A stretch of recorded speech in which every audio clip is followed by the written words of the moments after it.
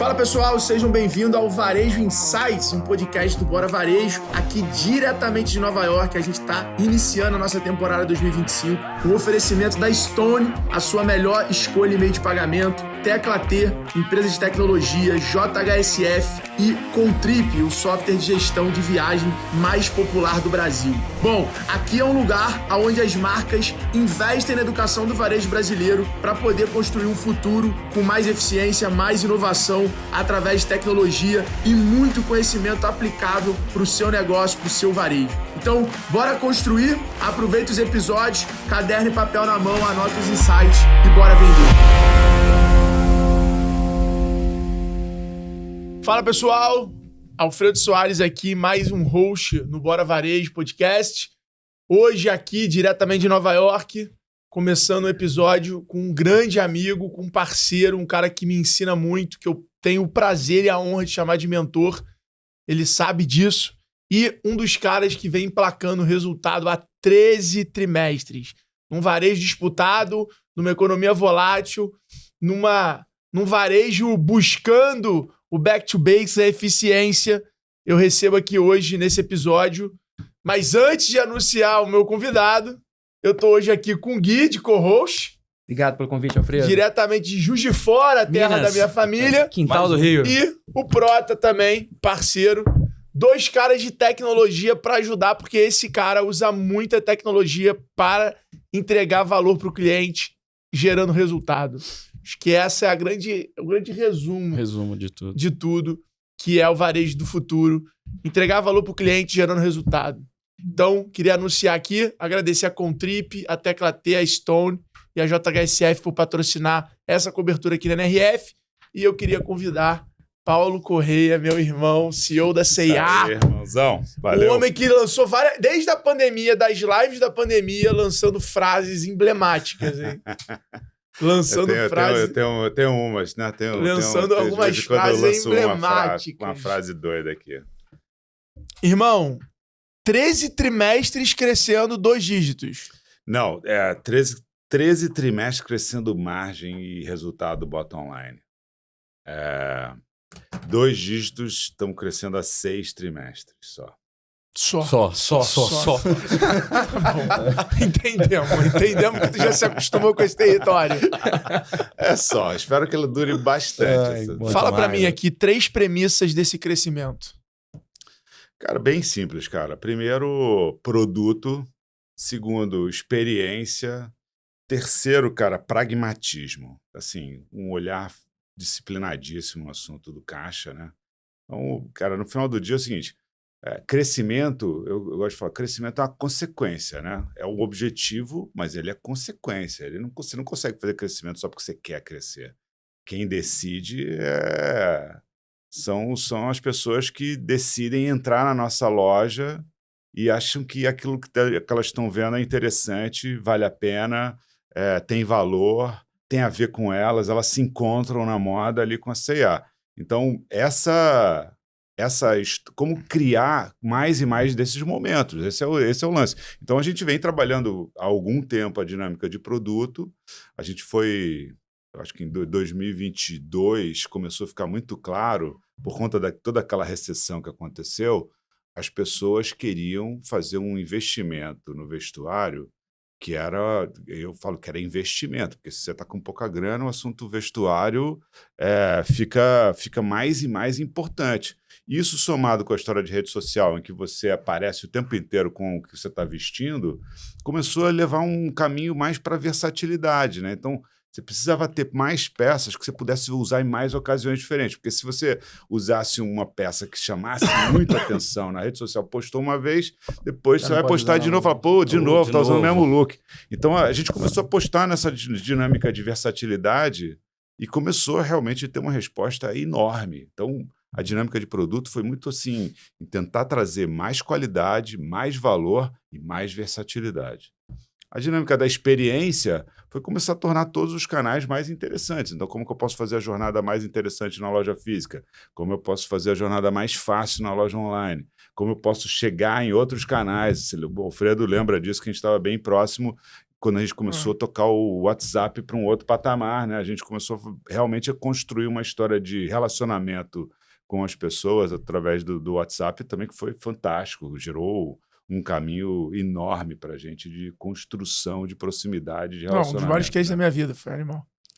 Então a história da experiência foi isso. E o assunto pragmatismo, que eu falo é o seguinte, quando você está com pouco caixa na mão, e a gente saiu de 22 com uma pressão nesse caixa por conta da taxa de juros, que foi de 2 para 14 em 3 meses, então, cara, você tem que ser muito pragmático. Então, a gente vai fazendo testes pequenos, aprende e, porra, aí escala. Testa, aprende, escala. A gente vai fazer isso com tudo. Hoje, eu acho que a gente, talvez aqui no Brasil, seja quem mais testa produto. A gente começa a identificar. E hoje já está mais sofisticado. A gente começa, através de algumas ferramentas, alguns algoritmos, identificar o que está rolando de tendência no mundo. A gente começa a fazer pequenos testes dessas histórias que estão começando a surgir. Aquilo que funciona, a gente escala.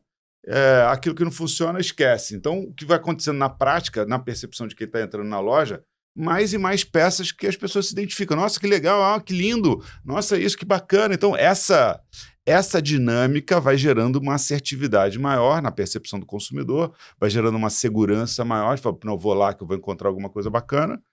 E isso vai gerando mais frequência, isso vai gerando mais peças por ticket. E, no final, isso vai gerando esse crescimento que a gente está fazendo como um todo. E quando você fala esse crescimento, é só faturamento ou é muito mais preocupado no crescimento de resultado? Porque o varejo durante muito tempo era isso, né? Crescer era ter mais lojas, crescer era ter mais clientes. Exatamente. Isso aí, cara, para mim, né? Se não der bottom line, cara, isso de fato tu não tá fazendo nada. Você prefere crescer. Você prefere espuma. Você prefere crescer, então, o resultado do que crescer faturamento?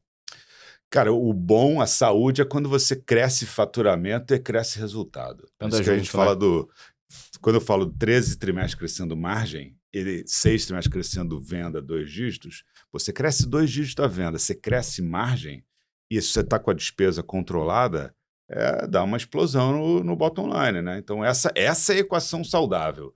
Você está crescendo os indicadores de cliente, então NPS crescendo, base de cliente crescendo, frequência crescendo, e ao mesmo tempo isso consequentemente gera mais venda, mas você está crescendo margem, e aí você cresce bottom line. Aí você tem uma história saudável acontecendo na companhia, né? Não é uma promoção, não é um spike que você teve por conta de um determinado movimento mais agressivo comercial que você fez.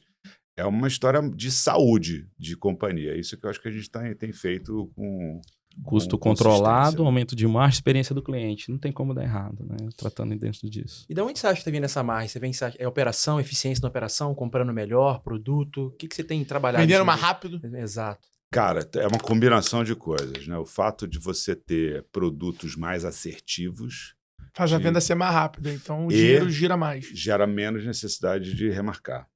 Um segundo elemento que a gente fez, que gerou também mais margem, foi, aí usando tecnologia, que a gente fala bastante, esse é um caso muito forte nosso, que foi uma das primeiras atividades que a gente colocou realmente um modelo de inteligência artificial para funcionar, que é o que a gente chama de precificação dinâmica. Então, o que é a precificação dinâmica? É um entendimento que cada SKU em cada loja tem uma velocidade diferente de venda. E à medida em que eu consigo monitorar essa velocidade de venda, eu consigo também, de alguma maneira, administrar preços de uma maneira mais flexível. Tá falando então que às vezes o preço de uma loja no interior é diferente de uma loja na capital, de uma loja de rua é diferente da loja de shopping. Sim. E, independente se é loja a loja. Inclusive na mesma cidade, por exemplo. Inclusive na mesma cidade. Pô, interessante. Então, e eu tinha isso era um dogma, né? Que a gente era um dogma, porque era isso aí não é justo, isso aí... A iFood faz isso muito bem com o mercado, inclusive, né? Não, até um dia que eu falei com um cara de farmácia, o cara falou assim, ei, tu já se tocou que cada pessoa na mesma farmácia tem um preço diferente? Porque o cara te pede CPF e o cara olha qual o plano de saúde, qual o convênio que você tem, dependendo do convênio, é um preço. Então eu falei, pô, é verdade, isso é verdade. Vamos fazer um teste. De novo, do pragmatismo. Testa, mede o resultado, bom, escala. Esse tem sido, por isso que eu falo que tem esse terceiro elemento, que é o pragmatismo em si, né? Que assim, eu acho super legal, ótima ideia, vamos testar.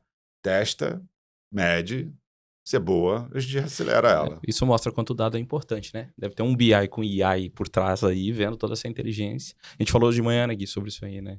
A galera comprar melhor, analisar o que tem para poder vender melhor, comportamental, quem entra, quem sai, região. Mas nessa dinâmica você também consegue chegar ao nível do cliente, igual é a farmácia?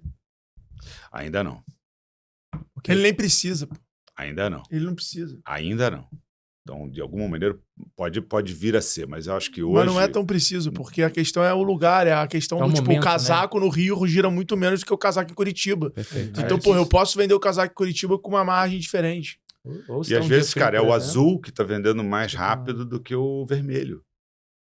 E um preço maior no vermelho. Eu tenho uma demanda que, de repente, está muito maior do que a minha oferta. Eu não consigo mais fazer, por exemplo, o seu azul tá vendendo um monte. E eu não tenho mais pipe de entrada de azul. Sobe o preço dele. Tem uma oportunidade de subir o preço.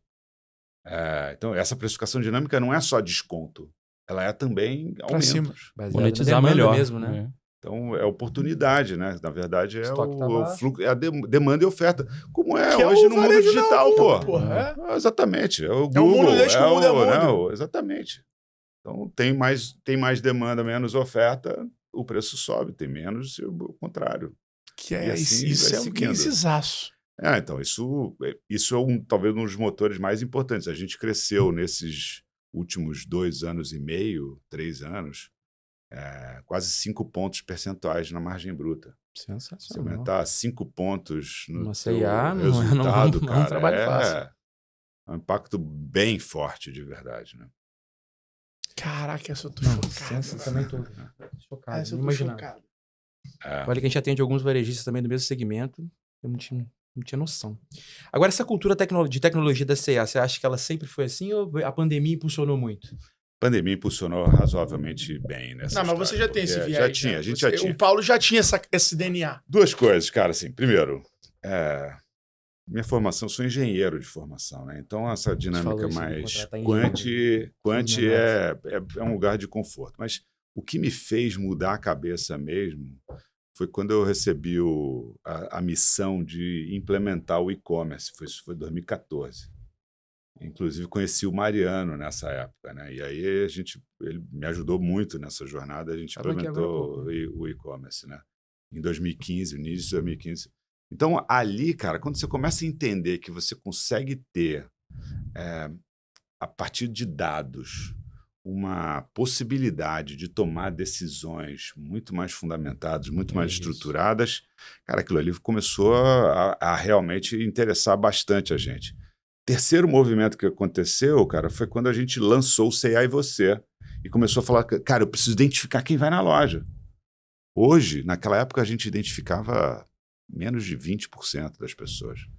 Hoje a gente identifica mais de 90% das transações da C&A.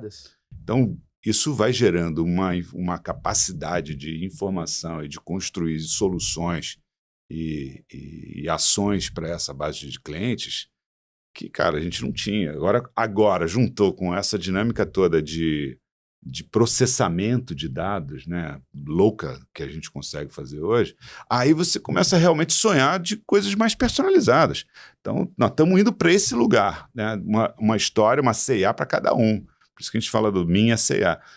Cada pessoa vai ter uma C&A, né, baseado no seu relacionamento, do nível de conhecimento, necessidade, relevância. Eu acho que essa é a história da tecnologia, de fato, conectando com aquilo que a gente quer oferecer. A gente é bom demais de tendência, entender, traduzir moda para a mulher brasileira. A gente sempre foi muito bom nisso. A gente, cara, tem um portfólio de lojas espetacular, cara. Os melhores lugares do Brasil, os melhores shoppings, melhores lugares dentro dos shoppings. Então, cara, à medida em que a gente consegue ter um nível de entendimento e conhecimento maior dos nossos clientes, nossa ideia é, de fato, ficar cada vez mais relevante. E como é que vocês estão administrando essa influência chinesa, Shein, que acho que já foi pior, né? Então, cara, assim, eu falo o seguinte, olha, vamos aos dados, né? Antes das plataformas, com a chegada das plataformas. Então, as plataformas chegaram, elas aceleraram muito no Brasil nos 2 últimos anos, né? 2, 3 últimos anos, no caso de moda. Esses têm sido os meus melhores anos de crescimento dos últimos tempos. Ela tá educando o mercado. Então, de verdade, eu acho que são caminhos diferentes, porque o mercado de varejo de moda ele é muito, muito amplo. Muito amplo. Já era muito amplo. Os maiores players não somam 20% do market share. Então, tem muito espaço para ser feito uma história interessante, uma história relevante para as pessoas. O meu problema com plataformas, eu acho que o problema da indústria brasileira com plataformas, do varejo brasileiro com plataformas, é que as regras têm que ser iguais para todo mundo. Perfeito. Então, se a gente vai importar, então todo mundo tem a mesma coisa, todo mundo tem que pagar o mesmo imposto. Não faz sentido que essa coisa, as avessas que tem aqui, que é o estrangeiro tem direito a um modelo de importação muito mais barato do que o player nacional. Isso não existe em lugar nenhum do mundo. O nacional é prejudicado em relação ao estrangeiro. Isso faz o menor sentido, né? Então, acho que isso vem se corrigindo, isso vem avançando. Ainda tem uma diferença importante, mas eu acho que o importante é deixar claro que tem que ser... Não tem problema nenhum com concorrência, cara. É super bem-vindo. Agora temos que a regra igual, né? Senão... Tem que jogar o jogo igual, né? Exatamente. Se é falta só para um, aí fica Tá esquisito, errado, né? Tá errado. E você estava me contando, são 7 milhões de cartões hoje no programa, né? Qual é importante a estratégia desse cartão do PL? O cartão é PL? É o PL, é o PL. Ele só passa na CIA ou ele também tem bandeira? Só CA. Então, é o que a gente chama do CAPay. O cartão é 100% digital, então não tem plástico. Não tem plástico. Sensacional. E você paga, que a gente brinca que você paga com um sorriso, porque é biometria. Você olha na câmera, pagou. Dá um sorriso, pagou.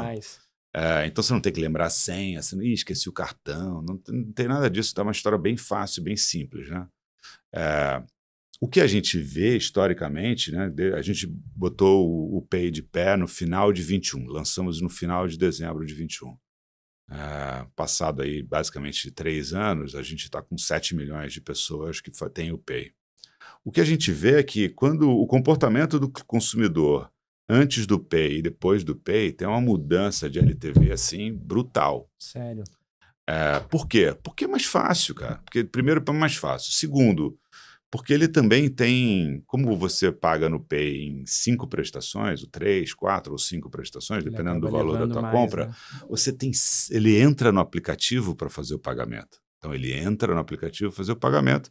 Na hora que ele entra no aplicativo para fazer o pagamento, eu tenho a chance de conversar. Ei, Alfredo, tá de volta? Cara, sabe aquela sua blusa azul? Cara, tem uma calça bege aqui que fantástica aqui para você, cara, tem tudo a ver contigo. Então, me dá 4 chances, ou 5 chances, ou 3 chances de ter uma conversa, de ter um diálogo e, de fato, isso fomentar a relação e essa relação vai virar uma transação, possivelmente. Então, ele está sendo cada vez mais, a gente está olhando para ele cada vez mais com um instrumento de loyalty do que só um crédito, né? Sabe, aquela coisa de crédito específico. Acho que tem uma história bem interessante. E tem um apego também de você não concorrer com o limite dele no Nubank, né? É um cartão mais aberto. Exatamente. Tem mais crédito com você. Tem uma tese que é muito interessante também, que às vezes é o cartão da mulher, né? Ou o cartão do parceiro, né? Então, o cartão de alguém que, naquele pedaço ali, ele tem o controle, ela ou ele tem o controle da decisão da compra, né? Então, ele não concorre com o supermercado, ele não concorre com a gasolina, ele não concorre com alguma outra despesa da família. Aquele é um momento individual, né? O que eu mereço, é aquilo que eu quero fazer para mim. Eu quero me encontrar na moda, eu quero fazer uma história, eu quero fazer o meu look ficar mais bonito, eu quero me sentir mais confiante. Esse é o Pay, né? Não é um instrumento de crédito só. Top. E o que você está achando de RNF esse ano, 2025? O que te chamou a atenção esse ano? Nada. Tá que bom. Vai levar na mala? Primeiro, a delegação dos brasileiros cada vez maior, né? Uma coisa de louco isso. Eu já assisti a escada lá, só via Você português. vem todo ano, né, Paulo? Não venho todo ano, eu venho alguns Ano anos. sim, ano não. Alguns venho. Não tem uma rotina específica. Mas alguém tá aqui. Tem sempre alguém da CA aqui. Sempre alguém da CA. Time de tecnologia, alguém que lidera tecnologia, alguém que lidera negócio. E eu vim participar, dessa vez eu fui convidado por uma palestra, né? Então eu participei de um painel no domingo, que foi muito legal, né? Foi também como utilizando a inteligência artificial no negócio, experiências práticas, né, do que a gente está fazendo. Então foi super legal, um painel, recebi ótimos feedbacks. Mas o que me chama mais atenção, cara, primeiro, obviamente está todo mundo falando de AI, e aí tem muitas aplicações, muitos formatos e tudo mais. O que eu acho que tem ainda um caminho entre a ideia e o tangível. E o tangível, né? Então, eu vi algumas histórias de tangibilidade muito na Expo, né? Onde tem os fornecedores, tem muita gente com muitas soluções interessantes. Mas no final, cara, o que eu falo assim, AI, cara, vai fazer parte de tudo, né? Não uma aplicação, qualquer coisa, cara. É dado, como que você porque aí tá na captura do dado, tá na organização do dado, na análise do dado e na ação do dado. Se você não tem o dado, organizado, não trata o dado, AI não é para você ainda. Infelizmente. Tu vai ter que ralar para chegar nesse lugar, entendeu? A gente tem percebido muito isso. O pessoal tá querendo AI, mas não tem nem o básico bem feito. Aí, cara, como é que faz, cara? Muito grande com o ChatGPT e essas coisas com IA de fato, né? IA não é isso, né? É uma parte dela, né? O ChatGPT ele te conta algumas coisas que você quer. Mas a IA é uma inteligência do dado orgânico que tá misturado ali para ele te trazer uma eficiência na tomada de decisão. Exato. É isso. Exato. Ou relevância maior para a oferta. Então, vai ter mais relevância, eu preciso ter a tua informação, né? De algum jeito, senão não vai ter relevância. Errada, a IA vai te trazer informação errada. Exato. Isso aí. E dentro da CA, qual é o próximo grande projeto? Tem vários, Rolando. Tem um que a gente falou no ano passado para o mercado, é um programa de 3 anos, que a gente chama do Energia CA, que ele tem algumas frentes de trabalho de construção de valor. A gente vai aumentar a produtividade por metro quadrado, então venda metro quadrado. A gente vem avançando. Ano passado, certamente, foi um avanço importante. A gente cresceu mais do que 2 dígitos, né, no ano. E o programa continua esse ano. Nós estamos fazendo algumas reformas que têm sido fantásticas, assim, né, de loja, esse ano que passou.